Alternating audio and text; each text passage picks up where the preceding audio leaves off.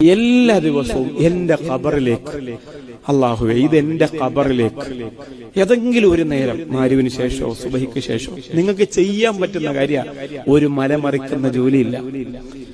ഒരു നിബന്ധനയേ ഉള്ളൂ, വെപ്രാളപ്പെട്ട് ഓതരുത്. أعوذ بالله من الشيطان الرجيم بسم الله الرحمن الرحيم قل هو الله أحد അങ്ങനെ നിർത്തി ഓതണം. ആ പരിപാടിക്ക് കവറിന്റെ അകത്തോട്ട് ചെല്ലണ്ട. അവിടെ ചെക്കിംഗ് ഒക്കെ ഉണ്ട്. ഇത് നിങ്ങളെ പോലെ ചിരിച്ചാണിക്കുമ്പോൾ കയറ്റി വിടൂല അലിയാരാക്കാരെ ഭാര്യ എന്നും പറഞ്ഞു.